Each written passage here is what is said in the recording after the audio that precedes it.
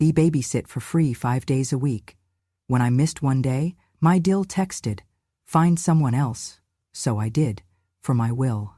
I woke up before dawn, coughing into the dark. My old bones protested when I swung my legs over the side of the bed, sheets cold against my skin. I pulled on the faded cardigan, one I had knit myself many winters ago, buttoned it over the thin sweater inside, slipped on my glasses that always sit a little crooked, and dragged myself to the mirror. My chest felt tight. I paused for a moment, remembering the note from Dr. Nguyen. Mild pneumonia, stay out of close contact with little ones, she said, avoid exposing them. Hazel, she wrote, you must rest. I tucked the paper into my shawl pocket. My heart clenched. Celine was waiting. I held the phone in trembling hand, stared at the screen where Tracy's name glowed. I typed, "Not feeling well today. Doctor says pneumonia. I will have to rest. Can you find someone else for Celine?" I pressed send, breathing shallow. I didn't expect what came next. The reply came fast, cold. "Find someone else. I am tired of this." No apology, no hope you get well. Just those words, sharp as a knife. My breath stopped. I stared at the screen, the cardigan heavy on my shoulders. The room was quiet except for the hum of the heater. My chest tight, coughing stuttered in my throat. And then I saw it. Tracy forwarded the message, same words, to the family group chat. "Hazel is out today. Anyone who wants to watch Celine for pay, contact me." The message had emojis, a laughing one. I felt something twist sick inside. Humiliation, betrayal, anger. A neighbor's screenshot it. Within minutes, it circulated among those women who always meet at the church basement and at the weekly bake sale. Some posted, "Do you believe she asked for pay?" Others, "Tough love for mom-in-law who complains about everything." I could feel eyes on me, though I stayed inside my small kitchen with steam on the window. Later that morning, Rosie knocked at my door. Rosie, old friend, Rosie who I helped once when she was lost and alone. She came with her phone in hand. Her voice shook. She said, "Hazel, look." She showed me screenshot after screenshot, one where Tracy's message sat under family chat, under names I recognized, so many names. One where someone typed, "About time someone said it." Another, "Free childcare is limited these days. Maybe she wants compensation." The more I looked, the dimmer I felt. I stepped to the window. I saw Celine in her yard, tight curls whipping in the wind, tiny hands clutching the gate. She looked inside toward the house. No grandma waving, no welcome. Her face dropped. I saw her lips pressed together. My throat burned. I wanted to hold her, to tell her I love her, to tell her I never meant to miss a single day. But today I must. That night I could not sleep. The cough kept me awake, each breath shallow, each heartbeat loud. I lay in the dark thinking of all the mornings I rose early to cook Celine pancakes, of the afternoons I sat teaching her letters, tying her shoes, sewing her doll clothes, letting her climb into my lap and whisper secrets. All that love, every single day, counted. And none of it was seen now, not by Tracy, not by many others. I called my lawyer, Miss Carter, from the landline phone. My hands shook as I dialed, the receiver heavy. "It is time," I said when she answered. "Time to fix what was wrong. I need to change my will." I heard calm on her end, understanding. "Of course," she said. "Tell me everything." I hung up the phone, pressed my hand to my chest, felt the weight of truth settle in my bones. I did not cry, not yet, but in that silence I made a promise. I will not be erased. If you feel justice deserves celebration, smash that hype button. Let us keep stories like this alive, echoing far, far away. Your support helps us bring understanding and love to those who deserve it. Thank you so much. Keep listening. I lay awake after the call, holding the cardigan close, listening to the wind tapping against window panes. Outside, the night moved on. Somewhere distant, children laughed. Somewhere, a mother tucked in her child. I thought of Celine, and the ache where I once believed home was my presence in her life. I looked across the room at the old rocking chair, where I used to rock Celine to sleep. It was empty. The quilt I made for her lay folded on the armrest. I remembered the softness of her head, the way she called me Grandma, like it meant the whole world. I closed my eyes and let the memory wash over me, both beautiful and painful. In the black quiet, I began to list the proof I would need. The doctor's note, the screenshots, Rosie's video, the voicemail. I counted in my mind the days I had never missed in 2 years. I knew with that list, I could show the truth. The dawn came slow. When first light broke through tattered curtains, I rose. I dressed carefully, the cardigan, the glasses, though old. I walked to the front yard, looked down the road Celine walks from school. I waited, breathing the cold air. I did not know if Celine would pass today. I did not know if people would see me now. But I knew I had begun to take back my story. Underscore, I was born in a house with no running water, with walls made of scrap tin and faith. We were 7 children, 1 sick mother, and a father who left before I turned 10. I never finished high school. I dropped out to care for my younger siblings, feeding them rice with salt, washing clothes in cold basins, helping Mama breathe through her fever. I was the oldest girl. That made me the second mother by default. When I moved to America, I was already 27. My accent came with me like my shadow. No matter how hard I practiced, I always sounded like home. I'd watch the way Americans moved their mouths, how they skipped certain letters, how they flattened vowels. But my tongue always betrayed me, and some people thought that meant I was less. Tracy was polite at first. When my son married her, I thought she was ambitious, well-mannered, very polished. But after Celine was born, the cracks showed. She never said it outright, not in the beginning, but there were hints. "Hazel, could you speak a little clearer when reading to Celine? She's picking up words with your accent." I remember pausing mid-story, my mouth halfway through the very hungry caterpillar, feeling like I had swallowed a stone. Later she said, "Maybe don't cook the garlic chicken on Saturdays. It lingers. You know, we have guests sometimes and it's just strong. What she meant was that my cooking smelled like the country I came from. My hands, seasoned with cumin and coriander, with oregano and chili flakes, were apparently too loud for her curated kitchen. I remember the time Celine came running to me, excited about a scarf I had knit for her. Pale pink, soft yarn, a tiny embroidered E at the corner. I had spent weeks knitting it, humming the lullabies my mother sang. Celine wore it proudly that morning, spinning in the hallway like a princess. By evening, the scarf was gone. I found it stuffed in the bottom drawer of the laundry room cabinet, neatly folded, unworn. When I asked Tracy, she smiled and said, "Oh, it didn't really match her coat. I didn't want her to get too attached. You know how kids are." I said nothing, but I remembered the way Celine looked at me when she noticed it missing, confused, quiet. Every piece of love I offered was intercepted, redirected, erased. She once told her friend, thinking I couldn't hear, "She means well, but she's just not like my mom. My mom's elegant. Hazel's more homey. Homey. The way people say a sofa is homey, or a rug, something warm but not beautiful. I wore what I had. My dresses were clean, patched in places, and I never wore makeup. Tracy's mother, on the other hand, came to every event in heels and pearls, hair like a magazine. I once heard Tracy tell a neighbor, "My mom's from Boston, Hazel's from, well, somewhere else." They all laughed, but I remembered what stung most wasn't the criticism, it was the forgetting, the rewriting. As if my story didn't matter, only my usefulness did. I had been a tutor once, back in our first years here. I helped immigrant kids pass their ESL classes. Rosie was one of them. She came to me, scared, quiet, broken by a world that didn't see her. I sat with her every afternoon. I helped her finish her GED. She calls me her angel. But Tracy never asked about that part of my life. She only saw the woman in worn shoes with a thick accent who smelled like soup and cardamom. Every holiday, I brought handmade things.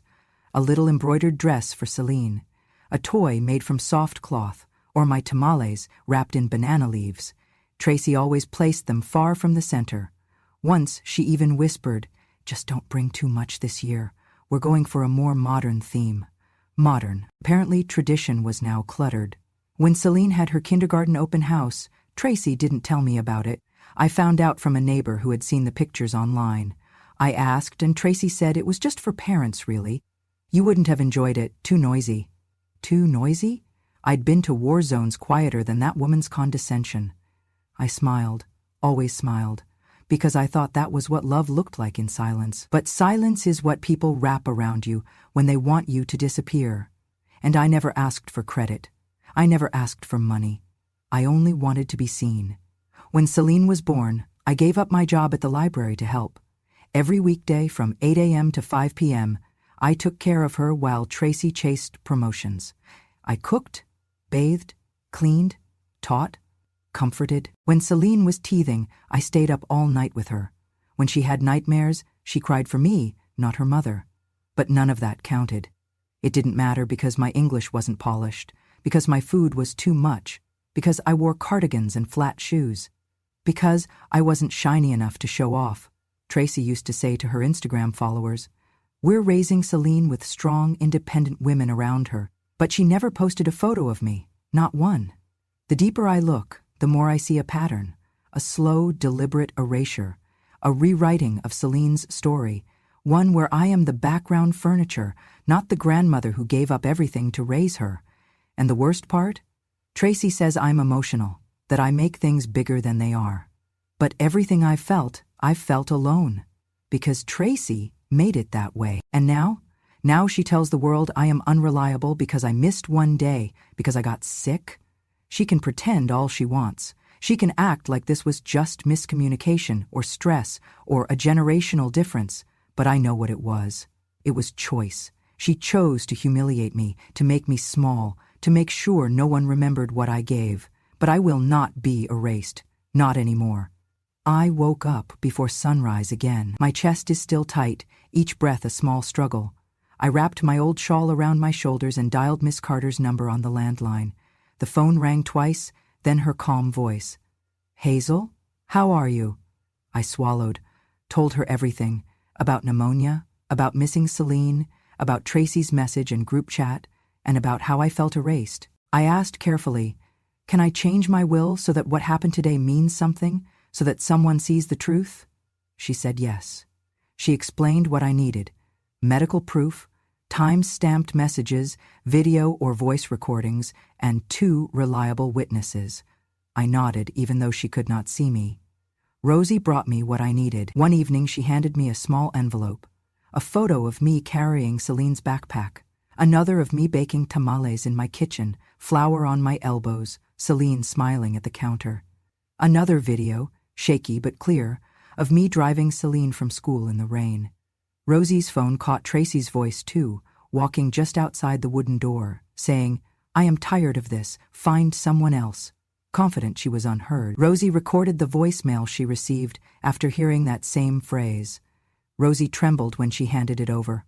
I hugged her. She said, "You deserve better." At home, I kept the doctor's note. It showed the date and diagnosis, mild pneumonia. I kept every empty bottle, every prescription slip. I collected receipts for cough syrup, for tissues, for meals I ate cold because I could not cook well. I saved every screenshot of Tracy's messages, the find someone else, the group chat forwards, the laughing emojis. I saved messages where neighbors expressed dismay that Hazel had been spoken of so lightly. One evening, candlelight flickering, I wrote a new version of the will. I wrote in fine print, conditions. If Tracy fails to acknowledge in writing or video that she was wrong, if she does not issue a public apology, if she ever treats me disrespectfully again, then all inheritance shall pass to Rosie. Or, if Celine is old enough, 25, then to her entirely. I named Miss Carter to execute this new will. I tested phrases, reread clauses, asked Miss Carter, "Is this enforceable?" She said yes, it is clear, legal, fair. I kept all this secret. I did not tell Tracy. I did not show Rosie every draft. I locked the envelope in my dresser drawer.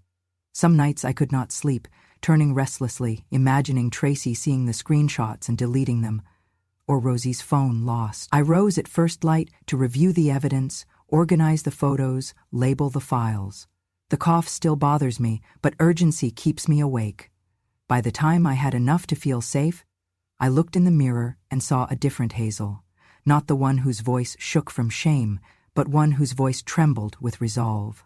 The kitchen smelled of tamales and medicine. The The laptop glowed with photos of love and betrayal. I closed the draft under the lamp, held it to my chest, and whispered, "If you ever thought I did nothing, you were wrong." I did not expect peace when Rosie pressed post. I thought maybe whispers. I did not expect a roar. Rosie uploaded screenshots and the video to a Facebook group called Neighbors Support Hazel. The first post showed the group chat, Tracy's message forwarding, "Find someone else," with laughing emojis and small comments. The second post was Rosie's voicemail, where Tracy said she was tired of me. The third was the photo of the scarf, the handmade embroidered scarf I made for Celine, unused, tucked away. Within hours, my phone buzzed until my fingers hurt. Messages from people I had known all my life. "I am so sorry, Hazel. That was cruel. Does she realize how much she's lost in dignity?" Then other messages. "All for attention. She just wants sympathy." I paused on one comment. No proof it's really her. Maybe someone messed with her phone. Fear flickered. But then another came. "If that is your grandmother in the screenshots, I saw it too, and I believe you." A local reporter reached out and asked to come speak with me. I said yes. I was sitting outside on my little porch swing when the reporter arrived, carrying a small notebook and a recorder. I did not wear perfume. I was wearing the cardigan with the patched elbow, slacks that had seen too many washings. I didn't hope to impress. I only hoped to be seen. She asked gently, "Hazel, why do this? Why share your heart with strangers?" I held her recorder with shaking hands. I said, "I just want fairness. I want to be loved like I loved. I want Celine to know her grandma didn't give up. I want people to know love is not silence." For years, I believed humble love meant staying quiet. I believed meaning would be seen behind closed doors. But the world outside needs to hear the truth. My silence cost me respect, cost me identity. I refuse to let them pretend I have none. The article came out the next day in the local paper. Headline: Grandma Hazel speaks. Mother-in-law claims ignored. Inside, quotes from Tracy's group chat, quotes from Rosie, quotes from neighbors. One said, "I see Hazel every morning collecting leaves, baking, walking." Other, "She raised that little girl more than some parents ever do." People began choosing sides. Social media was divided. Some posted, "Protect Hazel, she deserves respect."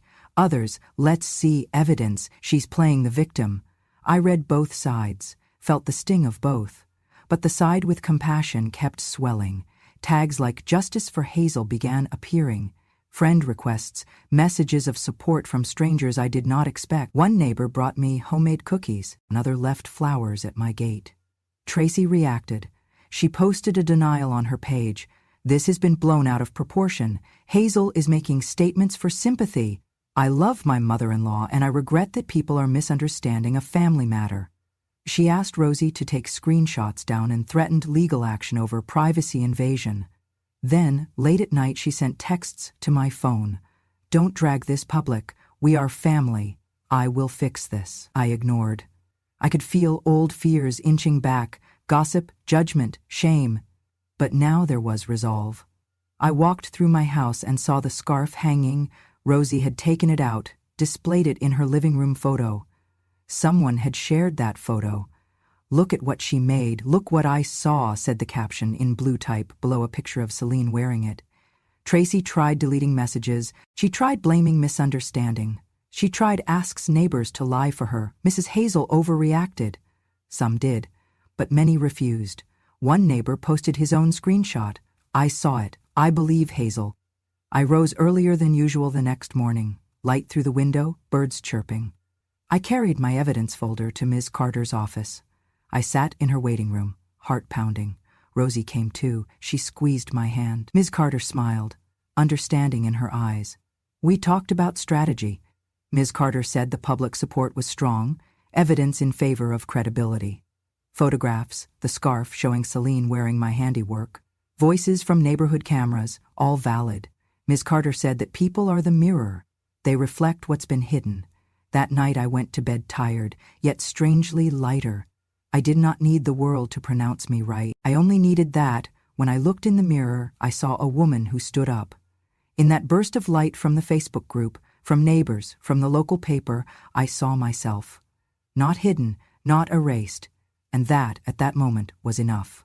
The courthouse door was heavy when I arrived, the marble steps cold under my shoes. I held the envelope with my revised will tight in my purse, Rosie beside me, Celine's hand small and warm in mine. The sunlight caught the stained glass and turned the lobby into long rainbow stripes. I took a deep breath. Today was the day I would no longer hide in my own silence. Miss Carter had filed the amended will several weeks ago. The judge's clerk had confirmed the hearing date. I sat in the back row in a simple dress, my cardigan over it, my hands folded in my lap. Tracy sat across the courtroom, her lawyer perched beside her, lips tight, eyes sharp. The gallery was full of familiar faces, neighbors, women who had sent words of support, Rosie, and a few reporters waiting to take notes. Tracy's lawyer stood first. He spoke politely, but his aim was clear. "Your Honor," he began, "there are concerns about Mrs. Hazel's mental clarity. My client argues that this amended will was made under duress, that Mrs. Hazel's health incidents, including pneumonia, may have impaired her judgment. We move to question the validity of this will on grounds of competence." My heart was hammered. I stood when my turn came. I spoke calmly. "Your Honor," I said, voice steady though my throat felt tight, "I remember. Every day I sacrificed for Celine. I remember every moment I stayed up with her, every lesson, every smile. I was aware when I wrote the amendments. I have proof, and I trust the truth more than silence." Then Rosie and several neighbors were called. Rosie showed the video, me driving Celine in the rain, baking, carrying groceries, cooking in the kitchen, smiling at Celine. She showed Tracy's voice saying, "Find someone else. I am tired of this." The neighbors testified. One recalled seeing Tracy walk past me in the yard without greeting. Another remembered Tracy removing the embroidered scarf from Celine's coat, folding it away. Then came the hospital note. The diagnosis of pneumonia with correct date, prescription slips, receipts, all lined up on the table in front of the judge. The sound of tearful sobs from some in the gallery. I saw Celine clutch Ms. Carter's hand. Finally, Celine was called to the stand, my little Celine, who had learned to hold her feelings so quietly. She walked forward, legs shaking just a little. She looked at the judge with young seriousness. She spoke. "I always believed Grandma was just tired when she stayed home. I thought she might have forgotten things, but I never knew she felt pushed away. When other kids have grandparents come to school, I wondered why mine is never there, and when Grandma didn't come on that day, I felt scared." Her voice quavered. She paused. "I missed her." I sat there listening, feeling every word like a wind pushing me upright. I saw Tracy's face go pale. Silence filled the courtroom after Celine's words, an echo of what has been quiet too long. Then the judge addressed Tracy directly. "Miss Tracy, does the amended will's condition require you to issue a public apology to Mrs. Hazel as a part of your obligations?" Tracy's lawyer stood, stammered, "Yes, Your Honor. However—" Tracy watched the judge closely. Tracy's eyes flicked toward me and Celine. But she did not speak. She did not issue the apology that the will required in the group chat, in message, in writing. The courtroom held its breath. The judge nodded slowly. The evidence had piled up: medical proof, neighbor witnesses, Celine's testimony, voicemail, screenshots, video. The judge turned to me. I rose, heart pounding, chest full of cold, certain of something I had only dared to hope. "Hazel Monroe," the judge said, "after reviewing all documents and testimony, this court finds the amended will valid. The conditions laid out therein are enforceable. As per Mrs. Hazel's request, any person who fails the obligations, public apology, respect, not abandoning care, shall lose any claim to inheritance. The will shall pass, as written. Miss Tracy is hereby stripped of her rights to inherit under the previous will." Gasps, a few tears. Celine cried softly. Rosie squeezed my hand. I looked at Celine and I saw hope. Tracy's lips trembled. Her face showed the weight of truth she could no longer deny. I saw in her eyes that she knew she had lost more than money. She lost respect. She lost legacy. She lost the choice of whether she would be seen. The judge continued. "In addition, Ms. Tracy is ordered to issue a public apology, posting in the group chat, social media page, and in the local paper. All screenshots and messages must be acknowledged. Any future acts of belittling Mrs. Hazel will be considered violation of this judgment. I sighed. Relief came in waves. I looked at Celine. She smiled. For the first time in many years, I saw her without question in her eyes. I saw that she knew I was more than what I had been treated as. After court, as we walked out, Rosie held my arm. Celine hugged me tight.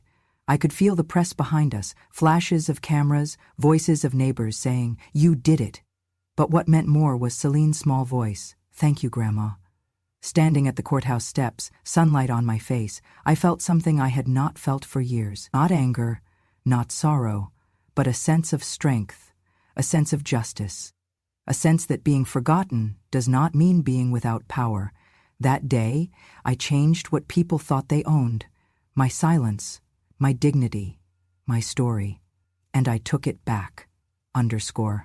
The court came to its verdict in a packed room, voices hushed, hearts pounding. The judge leaned forward, pen in hand, eyes firm.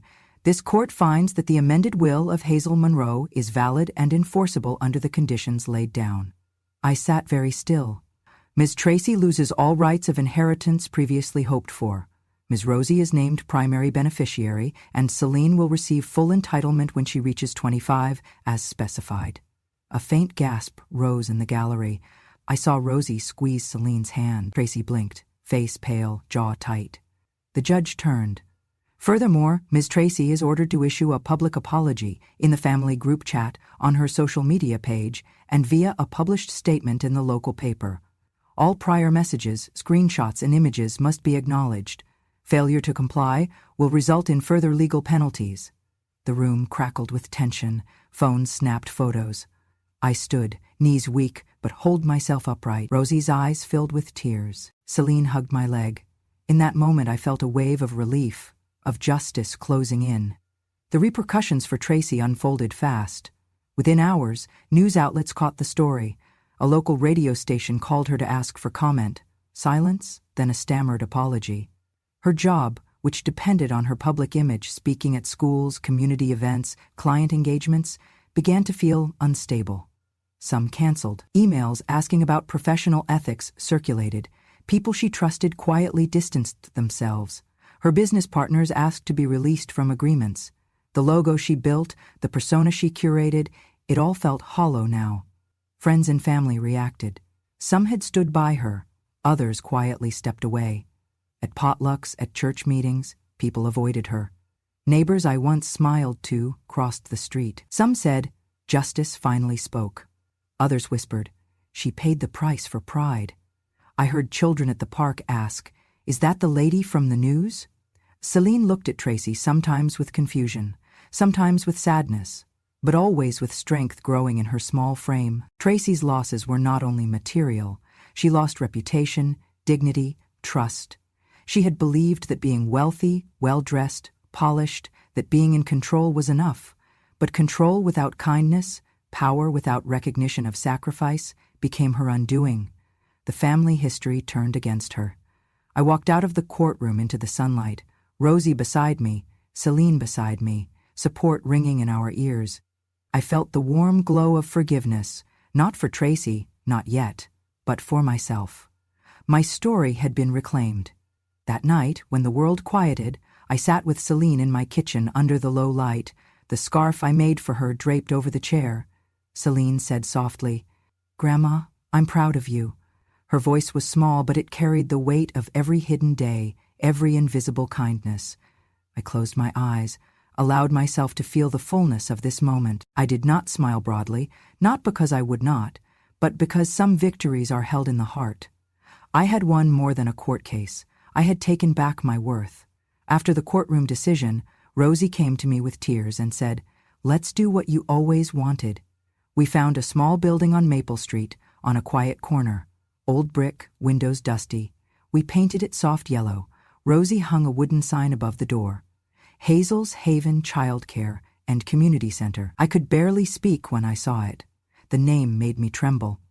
On opening day, the doors opened wide at 9 a.m. Neighbors, friends, people from the group who had shared support. They lined up outside with flowers, home-baked goods, bags of toys. Celine stood by my side, holding a big red ribbon. She wore the scarf I had knit for her years ago. It was faded, the E monogram barely visible, but she wore it like a banner. She smiled up at me, and her eyes were bright with hope. We cut the ribbon together. Rosie, Celine, me. A plaque on the wall read, "In honor of Hazel Monroe, for those who were unseen, now they are home."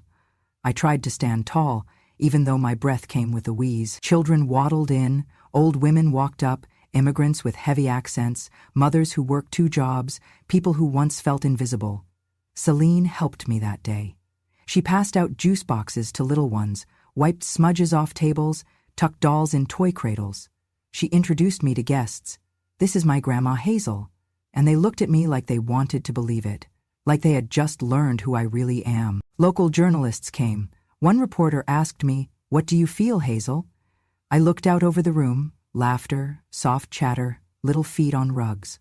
I told her, "I feel seen. I feel like what I did mattered, that love given without praise still builds a home." The article ran next day.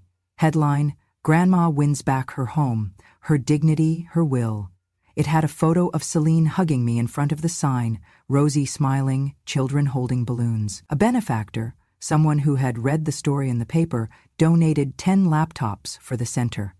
Another donated a small library of children's books, stories from many cultures. We set up a reading corner with cushions, rugs, soft light. Children sat cross-legged, listening to stories in English, Spanish, Vietnamese. Old people came in too, immigrants who missed reading in their mother tongue, who missed stories of home. Tracy's name came up sometimes. People asked. Celine would say, "She was my mom, but she didn't see Grandma." I didn't say much. I let Hazel's Haven become the answer, my legacy. The center did more than childcare. Classes, English for elders, quilting, storytelling afternoons. On Thursdays I taught a small craft class, knitting, the one skill I carried with me from El Salvador. I watched as someone unfamiliar with yarn's meaning learned loop after loop, as someone's hands, stiff with age, warmed with purpose. I laughed when someone asked what pull through meant, and I showed them. That laughter, simple, full, felt like justice. Media coverage continued. Interviews, social media threads. People posted before and after stories. I once thought her quiet meant she accepted being unseen. Now I see she refused. A local pastor said from the pulpit, "There is no greater praise than when community lifts up the humble." I heard others whisper, "She never asked to be hero, but lived like one." I found letters at the center, thank you notes from immigrants who said Hazel's Haven made them feel safe, from children who said they felt loved, from parents who said their children were happier, more confident.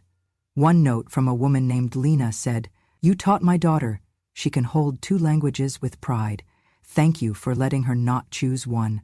Another from Mr. Brooks, a retired teacher. "You have given dignity to age." Even Tracy's friends reached out quietly. "I'm sorry I didn't see. I was wrong. I want to help." I did not respond to all. Some I nodded. Some I simply let go. I did not want every apology. I just wanted truth. At dusk, I sat on a bench outside Hazel's Haven.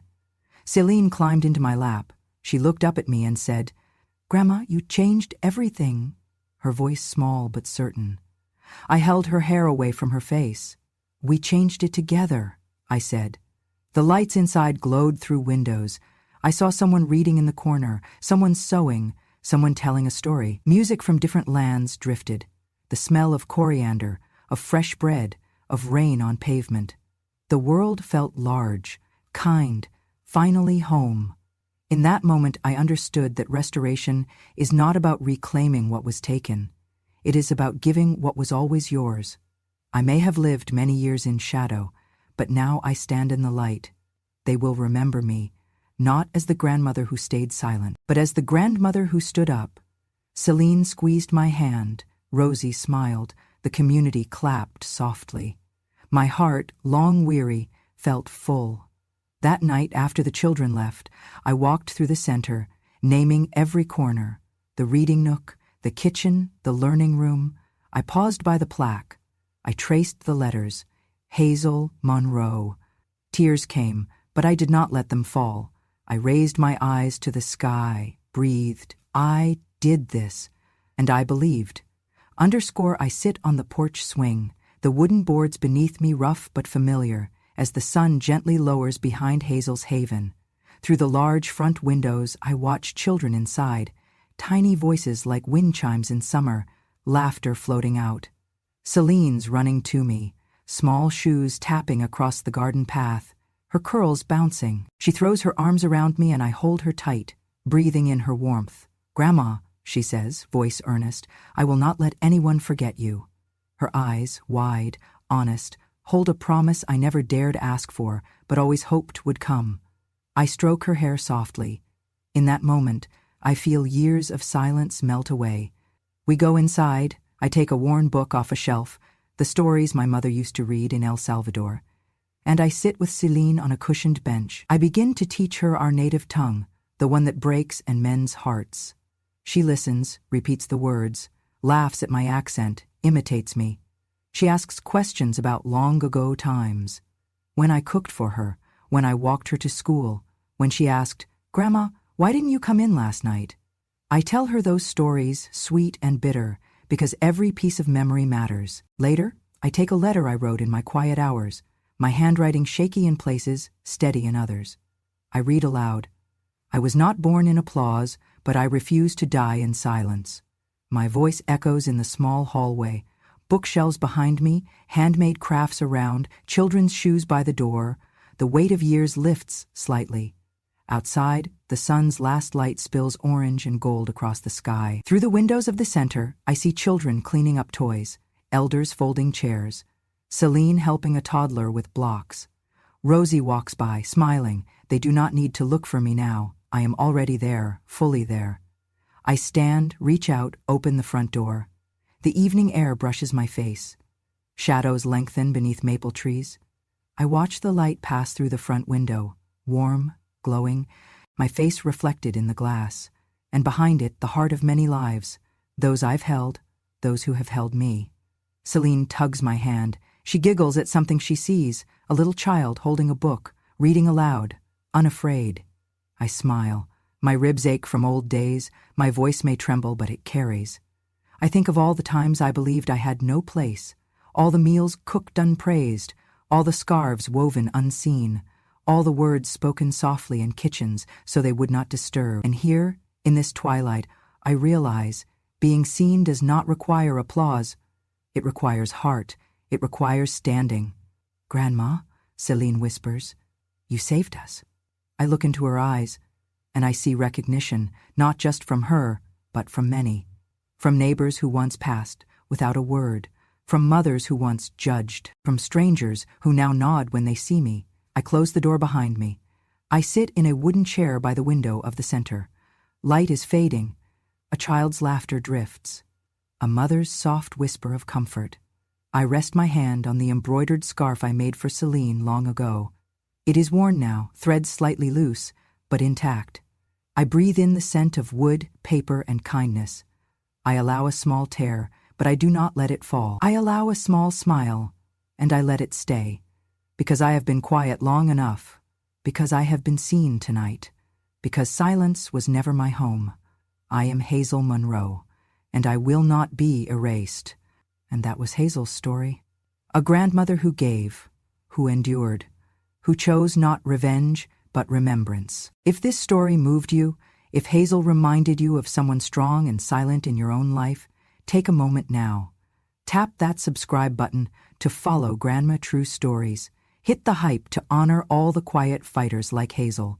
Share her story, because silence is only powerful when it ends. Thank you for listening. Until next time, let's keep voices like Hazel's alive.